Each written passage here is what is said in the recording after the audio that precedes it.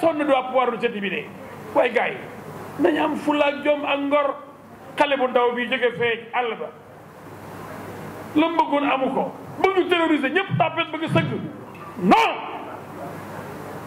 nous ferons face et on va voir qui est cet homme aussi malhonnête, aussi inconstant, aussi fou, aussi dangereux. On va voir ses propres déclarations contradictoires avec Barthélémy Diaz.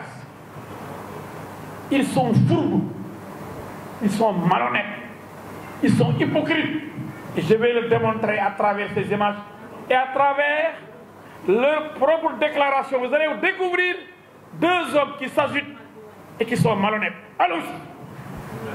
Sur la réforme constitutionnelle qui a été publique il y a en 2016, il n'a pas encore tranché la question du champ d'application.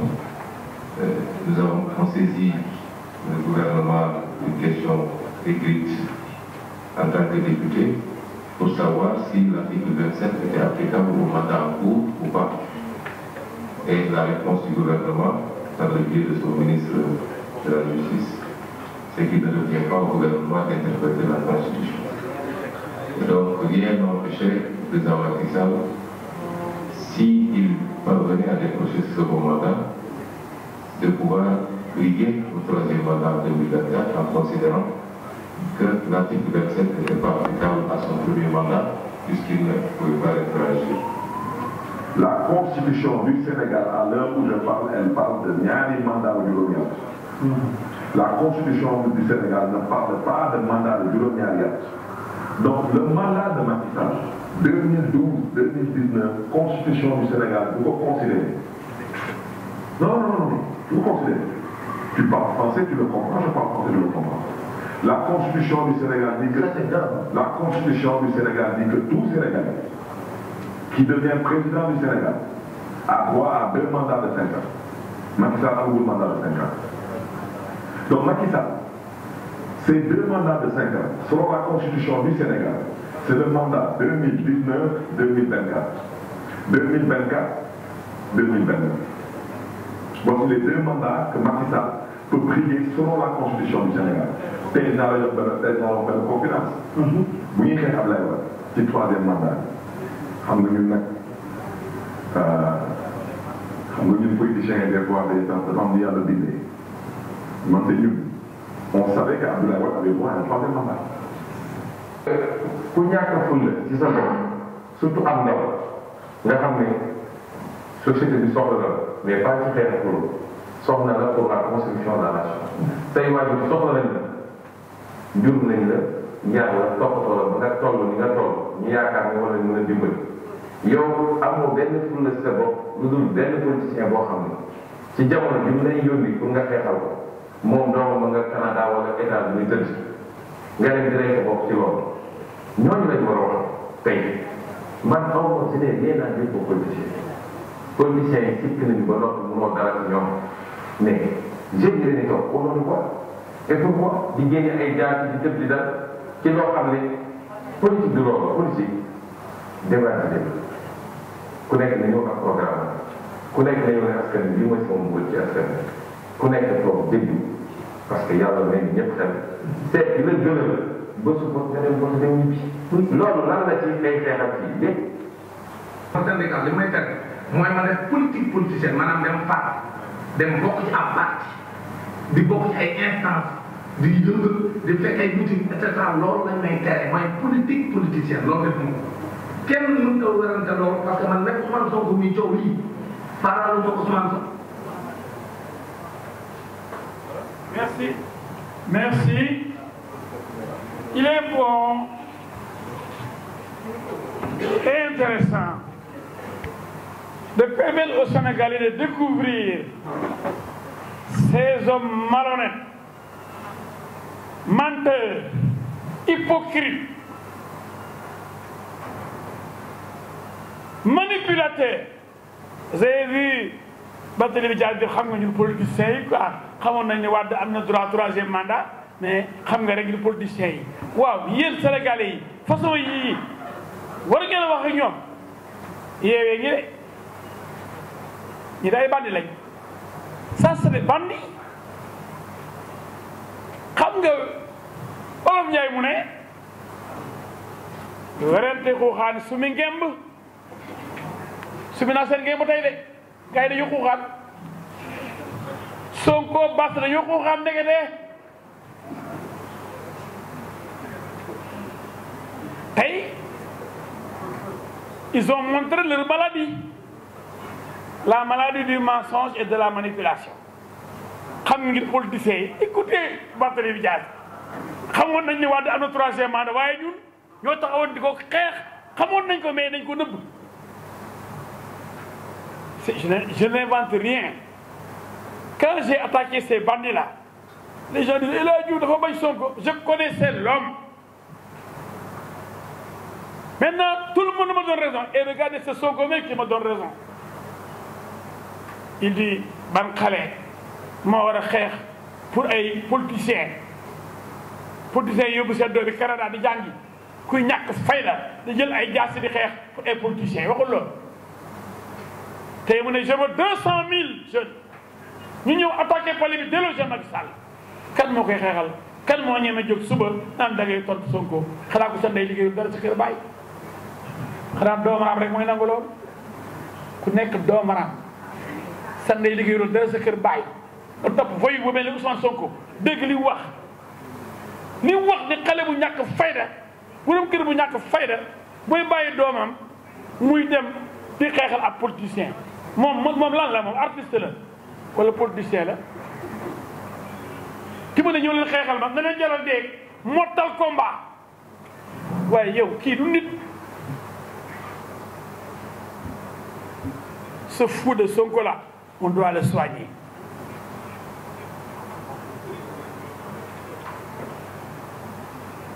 Il passe tout son temps à menacer, à dénoncer, à dénigrer les institutions de la République avec les autres là, les deux autres fous de la République.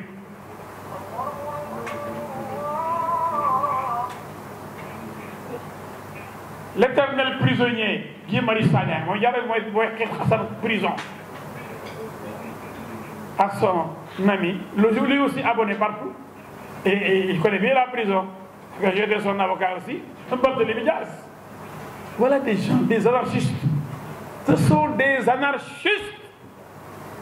Sénégalais yi lay waxal am leen fulla am fayda war naa leen léegi ay bandi ngeen am affaire ay fenkat ñu leen di nax dox seen kaw maayin yéen a ko dégg de waaye ñii ànd ak ñoom ndax nit ku wér da ànd ak ñii bu ma sañoon nag sama réew day wér nit ñu wér du nekk ay golo ay xaj ay mbaam ay jaam di topp dof bu mel ni Ousmane Sonko wala Barthélémy Dias wala Guy Marius Sagna nga xam ni Guy Marius Sagna ak Ousmane Sonko yalwaan cotiser leen ma nen nañ ko tuur ma jox sama jeeg ji jox sama caga ji ma doxaane may noos man capitaine Touré trahir gendarmerie ñu cotiser la wara ñu laa jël maire gi ne jël nañ la mais gis nga Sénégal dafa feebar dañ ko faj bu dee dof yu mel nii traître yu mel nii le capitaine Touré voyou yu mel ni Ousmane Sonko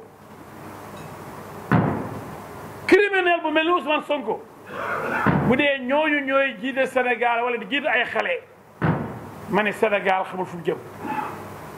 Attention, je lance un appel solennel à la jeunesse de mon pays. Une jeunesse qui doit refuser d'être manipulée, utilisée par des bandits de grand chemin qui ne cherchent que le pouvoir, l'argent, cotisation pour Guy Marius Sagna, acheter un véhicule, cotisation pour payer les salaires de notre bandit. Voilà, cotisation pour permettre à Ousmane Sonko de dérouler. Mais non, et attention. Nous, Sénégal, lu ñu Yàlla may mooy xel. Les Sénégalais sont intelligents. Et le bruit là, il vient d'où? C'est pas le micro. Comment?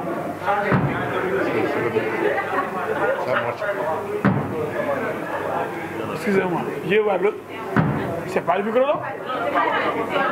Et qui me dit que c'est le micro? Faut même comme Ousmane Sonko, faut dire la vérité. Maintenant, dans ce pays, on raconte n'importe quoi sans avoir la preuve. Regardez-moi, on me dit que c'est le micro.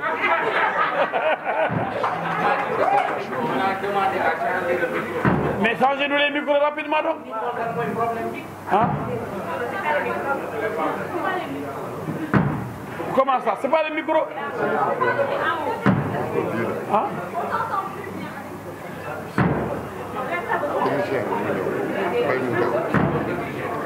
Celui-là ne marche même pas.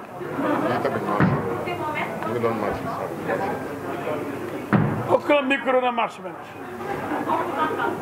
Appelle-moi Béranger. Pour l'appel à l'insurrection par rapport à l'arrestation de Sonko et compagnie, par rapport à l'emprisonnement de ces bandits, par rapport à l'avenir du Sénégal.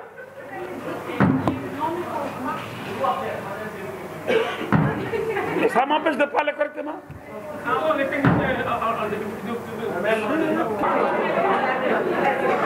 Mais regardez-moi ça. Comme des coups de fusil là. Ouais, ñii bu ñu s'abonné sur conférence bi waaye. On n'a pas payé une salle pour vivre ces désagréments.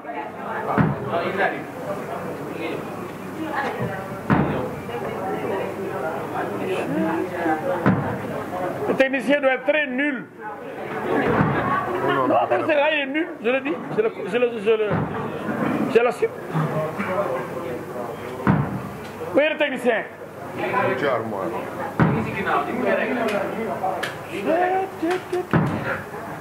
Avec ça, Afrique, kañ lay dem bu dee ñun mënuñu sax régler gérer benn salle qui doit abriter une conférence de presse ñun fuñ jëm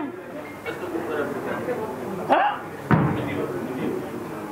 une salle payée. Il faut changer de date. Ah oui, je serai obligé. La prochaine fois, je vais vous inviter au Terrou-Bi ou ailleurs. Vous préférez le Terrou-Bi la prochaine fois? On va changer maintenant de lieu de conférence. Ça, c'est insupportable, inacceptable.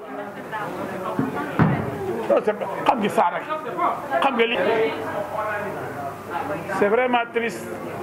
L'Afrique des fiers guerriers dans les savanes ancestrales, l'Afrique ne mérite pas cela. On doit avancer. Donc je continue en attendant qu'on nous donne un bon micro. Sinon on se passe du micro carrément. Alors, je disais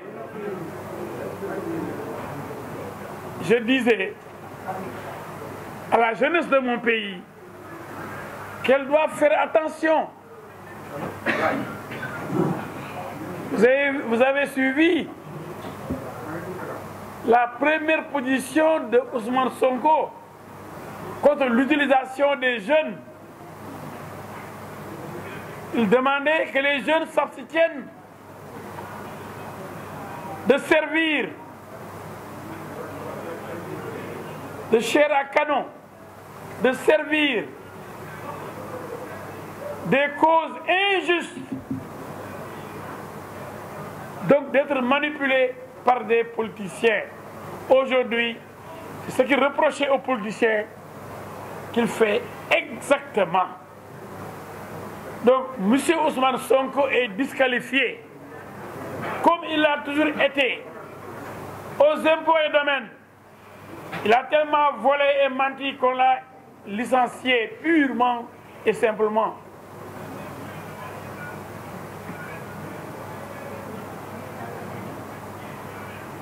Devant la jeunesse sénégalaise, il a menti et ce mensonge entraîne sa disqualification. Vous me permettrez de parler élection parce que tout part des élections comme prétexte pour brûler le pays parce qu'il n'aime pas le Sénégal. Parce que pour brûler son pays, il faut n'avoir aucun sentiment pour ce pays. Il faut être indifférent par rapport aux souffrances de son peuple. Mais seule la vérité est révolutionnaire. Les mensonges n'ont jamais eu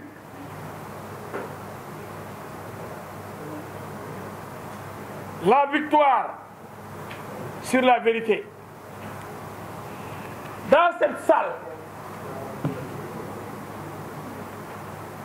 j'ai convoqué la presse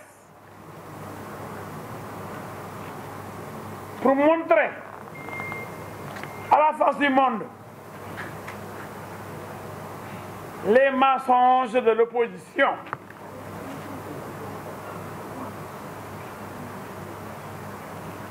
Et les tentatives de manipulation de l'opinion par certains journalistes dans des émissions bien suivies. On nous faisait croire que l'opposition a gagné les élections territoriales, que Benno Bokk Yakaar a été laminé. Et ici même, je vais montrer la carte géographique électorale du Sénégal. Dakar, aux élections locales, Benno ne l'a jamais gagné. C'est Khalifa Sall qui a battu tout le Benno réuni, y compris son propre parti. À l'époque, Ousmane Tanor Dieng dirigeait le Parti socialiste. Avec Moustapha Niasse, Macky Sall APR, Amath Dansokho, feu Amath Dansokho, Abdoulaye Bathily de la LD. Tout le Benno a été battu par Taxawu Dakar de M. Ababacar Khalifa Sall. 2014.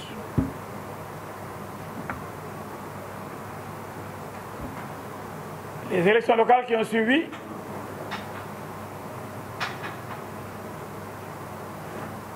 Taxawu Dakar devient Yewwi avec d'autres forces.